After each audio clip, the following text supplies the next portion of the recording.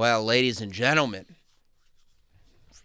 first time in quite a while, I am here with the man himself, John Cena. This is not going to be as enthusiastic as the watch talk we were just having, which is fantastic. Thank you, though. Great to be back. Yes, no, I could have done, if I didn't want to talk Fast and Furious and wrestling with you so badly, we could have done watch talk. No, we'll do that next time. All day. There's always time to talk watches. I love that. Look But at the Fast puns. 10 out now. See it. See the movie. Are you happy when you're thinking about the Fast franchise? Do you get to go back to being a babyface? You're a good guy again in Fast 10. So I'm happy because it goes along with what happened. You know, a bad guy who gets an opportunity to kind of mirror a moment in the Fast franchise of when Dom Toretto needed a 10-second car, he got one. Mm-hmm. And then Dom Toretto, 9 movies later, is able to give his brother a 10-second car. Like, that's beautiful.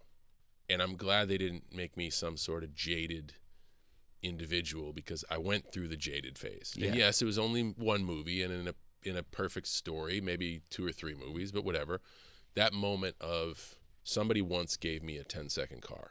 Now I'm giving you one. That's switch. See you bye. That's coming down to save the day, throw all the heels out of the ring, and come on. Yeah, like, big comeback. That's that moment. Yeah. So it was cool that they didn't let the gravity of that, because being a Fast fan, like, I was involved in the 10-second car moment. Uh-huh. What's going on? Yeah. I'm glad that they didn't be like, and then you have to go back to being this, and this. No, I showed up in the same gear that you're familiar with, and then evolved. Yeah. And that was really fun. People know I love the Fast franchise. I've been a fan forever. And one of my favorite things is, and it's why I like wrestling too, it's the storytelling and the sense that somebody can go, wait. How did they go from just being street racers to like having cannon cars and launching off of missiles and trying to stop a bomb from blowing up very important historic landmarks? And I go, well, if you have a second, Yeah, I'll exactly. tell you exactly over the course of 10 movies. Yeah. Because you can actually break that down. When you join this universe, did you go back through to go Yes. like, okay, how does this story? No, I kind of knew, but I went back through to enjoy all the films. Yeah. And you know, one, they caught lightning in a bottle for sure. Mm-hmm. I don't know what executives were thinking the movie was going to be, and it turned out to be a phenomenon. And then 2 was kind of a different direction. And then 3, you kind of maybe thought like, okay, this has run its course. Yes. And my favorite moment in the whole mythology is the button on 3. Mm-hmm. Because you know, like, no, it's not over. Mm-hmm. Like, the movie had changed enough to be like, okay, you can't change again. They didn't change again. They brought it back to the square one. And then from then on, it started really to become a different thing. Yeah, that's the genius of it. That 4, they almost do the refresh. Yeah. Right? And then 5, it's like, we're going into Crazy Town now. Bananas. Yeah. Yes. I love it. And I'm glad that you're there to be a part of it. The delayed gratification of it, right? For you to come from a world where you get not only the action part of it, right? But going back to the story, like, there's so many in this movie character moments where you get that pop from the audience, right? Where it's like when you show up, it's like, oh, yeah, it's play the Rumble entrance, right? You've been a part of that and being a part of that reaction. But when you're filming a movie, you're like, I'm just assuming a year from now, the reaction's going to be there. Have you gotten better at kind of telling stories that way?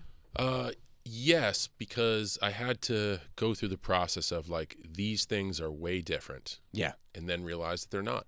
It's the same. You go to the Royal Rumble and maybe you're number 16 and you have to wait 30 minutes, and that 30 minutes feels like a year. Mm-hmm. And you're just like, man, when the music plays, I hope they remember me. And now it's the same thing, just the wait is physically a year. It doesn't feel like a year. It is. And it's fun when audiences around the world enjoy. Yeah. It's the same thing.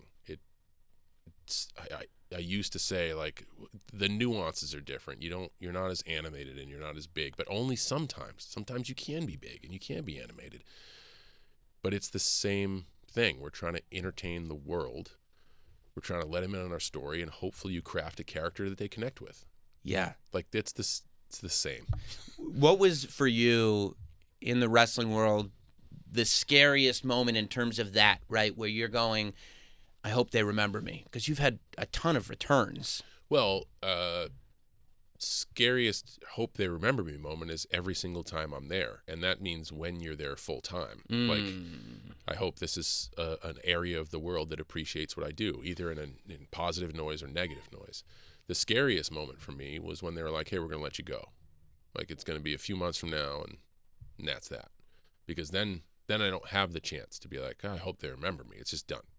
So, the start of my career, the ruthless aggression era that everyone now romanticizes, which we so often do with the past, like, it was great. It sucked for me. I had no direction. I was asked to be a good guy when I'd got my experience as a bad guy. So I was asked to do something new. I lost my nickname. I had my real name. So what is a John Cena? I don't know what that is. I was too stupid to realize that, like, I could use the two words ruthless and aggression and create a personality. I wish I could get that opportunity now, because I do a lot more with it. But I squandered it. And in doing so, justifiably so, they started me with Kurt Angle and then put me in a few pay-per-views with Chris Jericho. They gave me an opportunity, plenty of opportunity. It was my miss. And then I'm working, velocity and with matches with no story or very little narrative, because they just need content, and that's where you go on to your next endeavor. And I was told, like, they make winter and spring cuts, and I was like, yo, you're going to be in the winter round, and just letting you know. And You were told that? Yeah. Straight up. And then the European tour in the fall saved me. So that's my scariest moment, to know that when I still didn't know my craft. There's been so many performers that have been released from WWE and go on to really have wonderful careers elsewhere, and maybe eventually come back. But that's fine. I don't think I would have come back. I don't think I would have done anything else. So it would have been like the end. See you, bye. I'll try to do something different. Man. And is that so? Do you keep that with you all the time? Because you go into movies, right? And you come from a place where you've achieved in WWE, where you're the guy, and people in the locker room know you're the guy. And fans, whether they're cheering or booing, they know you're the guy. You're looked at as somebody who's mastered their craft. And then you go in and you start doing this other thing. Even, Fast X, you don't go into Fast X as the biggest movie star on the set. Yeah. Right? Well, I think that's perception. I never wanted to be the biggest star of anything. I just wanted to do. Like, I wear 2 watches, one for time and one for perspective. What's that say? This is a paraphrased Teddy Roosevelt quote. It says, comparison is the thief of joy. This is my perspective. This tells me what time it is. So I don't do that. I don't look uphill and be like, I want to be that guy. I just look at the field and say, put me on that thing. And I believe that, right? Like, a lot of people feign humility. But something that I like about you is that, like, this tripped me out. I don't know. I've been wanting to talk to you about this for a couple years now, because I just kind of came to this realization, right? That when you track your career in WWE, you hit that where you're the guy, and then you lose to The Rock at WrestleMania, which a lot of people would not want to do in the position that you were in. You get your victory back in the main event the next year. And the part that tripped me out was it's the last WrestleMania main event that you got. You didn't main event WrestleMania after that. A lot of people hold on to that spot and go, no. Like, I'm main eventing. I'm going to win. And it's not something that you ever did. Is that just not, did it never occur to you? Not once. That is not how I operate. And I try to instill that mindset in young performers of you can waste your time in jockeying for a position, and you can use your time. I don't want to say it's a waste, because it's worked successfully for people. Or you can just get your opportunities and make the best of them. Hey, we need you to do a Firefly Funhouse match. What's that? I don't know. All right, let's get weird. We need you to build a WrestleMania program with The Undertaker. He's never going to be there. And by the way, for the first half of the show, you got to be a fan. No problem. Yeah. How does that work? I don't know. You just talked about a wonderful moment in MetLife Stadium. Yeah. I was on first this year. Yeah. Yeah, you were. Yep. Okay. And by the way, if you're keeping score, I finished second place.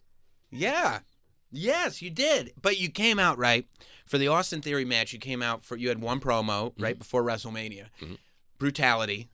You come out and you brought up the piped in crowd noise. Yeah. Which is like, when you go out now, do you go out going like, look, I know what this is about, and we're going in the deep end?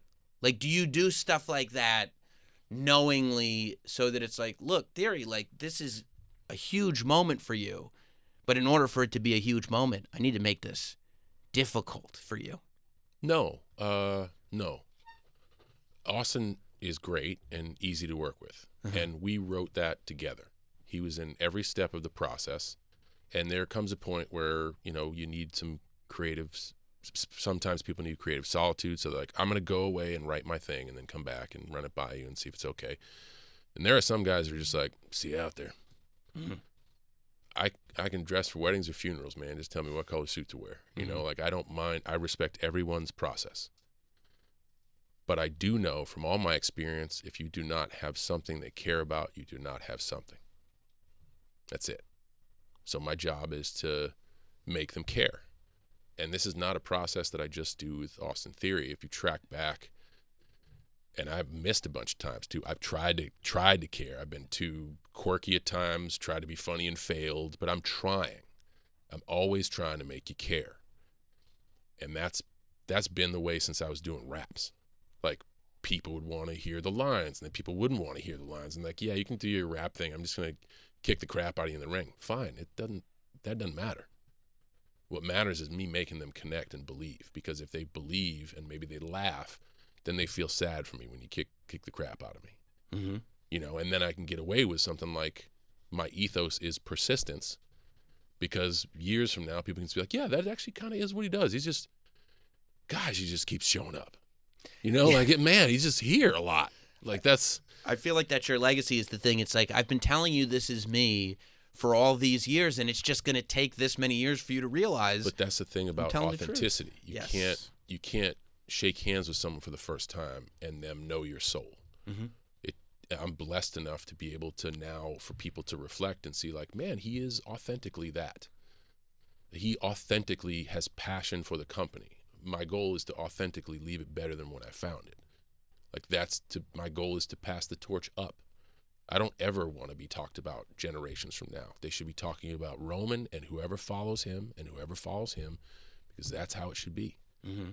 They should be in stadiums instead of arenas every night. Like, that's how it should be. That's the burden that Roman has on his shoulders, but that's the way it's supposed to go. But too many people get caught up in the, I'm this, I'm that. I am a pawn on the chessboard.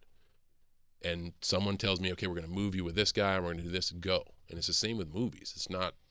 I don't call the shots. And it's even more restricted in movies, because on set, I can call the shots, but I'm not following the director into the edit. At least in live entertainment, if I want to drop a pipe bomb, I can do it. Right. And deal with the consequences afterwards. I got to be accountable. But I got my 5 minutes to throw 2 middle fingers up to the world. You don't have that in a movie. If you do it every take, they'll just cut on the back of your head. Like, they'll cut around you to get what they want. So why not embrace the process? Work with everyone instead of against everyone. Don't think the world is against you, because it's not. The wrestling business is a business, and their business is to make money. And if you're of value to them, if you're of value to the movie system, if you don't cost them a tremendous amount of money, if you show up on time, if you're passionate about the work, if you know the context of the story, if you know why we're fighting, they might ask you back. And you don't need to be the last match. I had a hell of a career after the MetLife thing.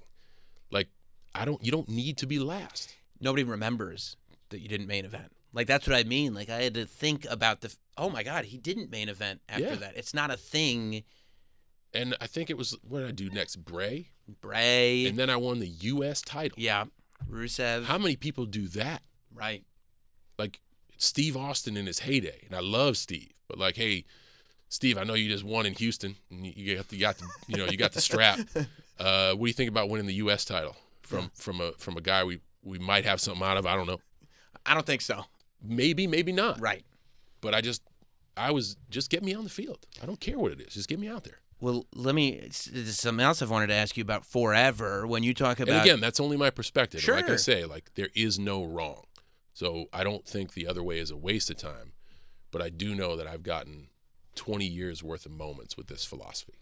So the philosophy that you brought up about having control when you're on the field and being in live entertainment, I think applies directly to that build of that first Rock match and the moment when after weeks and weeks and weeks of just Fruity Pebbles, this, that, getting everybody to be like, he's not cool, I am cool. That one moment happens where you bring up the promo on the forearm, and it's like the whole world changes in an instant. How did that feel when you were doing it? Did you make the decision in the moment, and were there ramifications of that? So that's a good question. And again, that's your perspective. Right. I'd like to think that I gave every chance to speak my best. The thing with our matchup, and I think the thing that some people might not have seen, was it is supposed to be Michael Jordan, LeBron James, both in their prime. To do that, in this scenario, you do not have to elevate The Rock. Mm-hmm. He is and always will be in his own universe. I don't have to give any more steam to that rocket. Mm-hmm. To make the billing, you need to elevate John. So I was punching from underneath, but still punching and just looking for whatever. And once again, Dwayne was doing so many things like he always does. He splits atoms and makes it work. All I was doing was WWE. That's it. And laser focused and realizing this is the opportunity of a lifetime, and realizing also that like this isn't Mike Tyson, Muhammad Ali. Right now, this is Mike Tyson, Peter McNeely. And this isn't going to draw money. So, F it. Here we go. And of course, there are ramifications, and it led to some genuine emotions between the two of us. But when it all began to melt away was when we decided the path of the match the day before.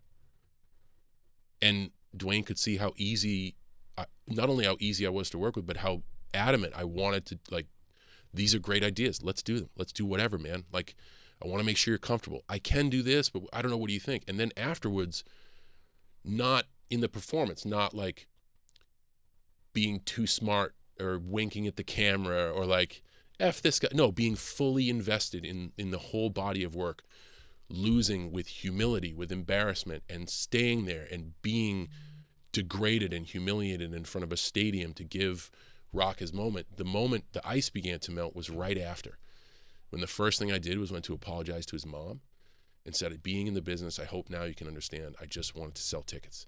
And I'm sorry if I made you feel a certain way. That was not my intention. But also from my perspective, it was kind of like a surprise party where if I told you the gig, I think maybe we would have ruined some stuff. She gave me a great hug and told me thank you. And then the next thing I went is to say the exact same thing to Dwayne. And he couldn't have been more gracious.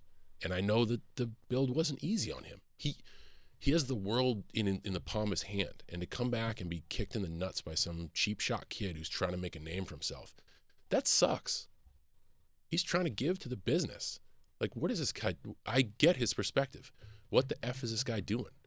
I'm trying to do the business a favor here. But then I explained my perspective to him, and obviously I couldn't just be like, I'm authentic. I had to prove it out there, prove my authenticity, and then say like, hey man, I just wanted to pack the place, and I just wanted people to be interested, and I did it the wrong way. We should have collaborated. We should have talked in hindsight. And I should have asked you, what's the best way to make us equals? Instead, I did it myself, and in turn, created a huge space between us, and that was my fault. Wow. Did you notice the writing on the monitor before you went out there, or in the ring, in the moment? I had someone point it out to me, and it was 30 seconds before my music played. So I had something planned and just threw it away.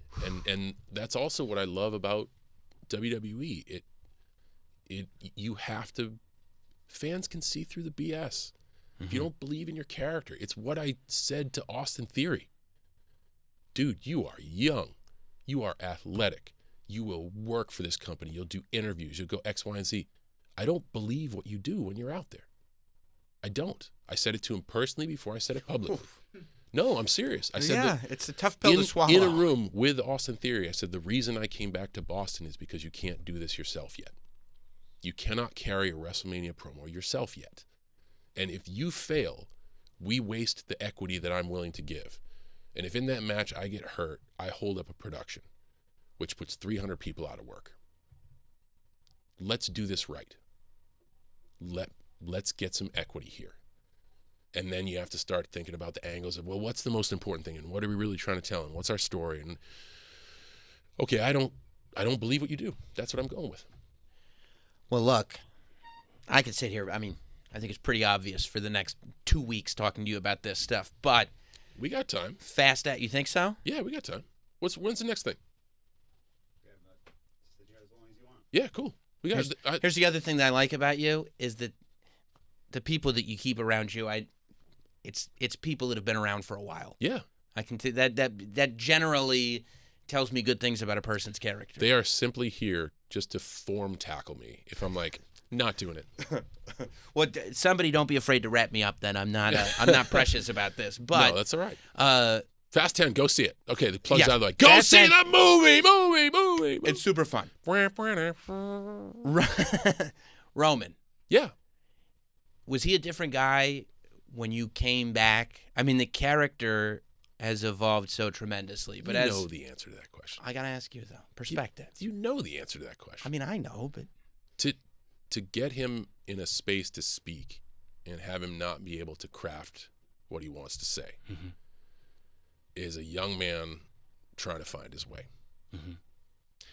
Fast forward to where he doesn't have to say a fucking word. That's a man who knows who he is. Period. Is he a different human being? Yes. He authentically, I believe what he's doing. And this is why I was really trying to hammer this home with Theory. Like, it took Roman 10 years, 8 years, 8 years at the top, pushed for 8 years for the light bulb to go off and be like, I'm doing it my way. I will work with who they say. I will hit my times, but I'm going to be who I really am.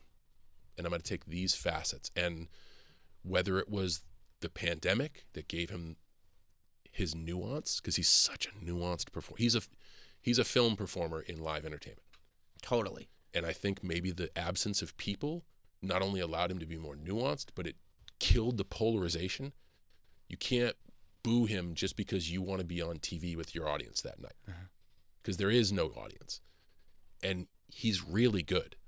And when you took away that thing that I built, that, okay, the company's pushing this guy, go against him just to do the thing. But he's really good. Nah, forget it. It's going to be awesome. We're chaos. We rerun the asylum. I love that.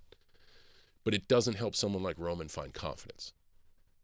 And performing without an audience, in my mind, like, you could just see a different human being. And everyone watching was like, and now they're into it because he's into it. I believe it. He doesn't have to go out there and say suffer and succotash anymore. Right. He gives of himself. He is himself. So whatever they want, build this issue with this person. I got it. Yeah. Yeah, I mean, he's like super self-aware. He's aware of others. His ring awareness, like he's always been incredibly athletic. He's always been a sponge. But like, he's a very intellectual individual as well. That's a lot.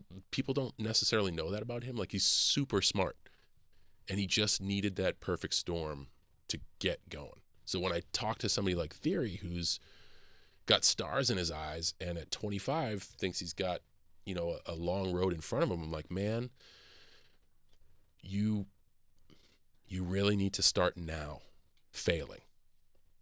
Don't just perform, fail, like, a lot. And then one day you'll get it. You need to have like 85 suffer and succotash moments. When were you done failing? Like, what was the moment where you were like, okay, I've at least figured out who I am? Doesn't exist.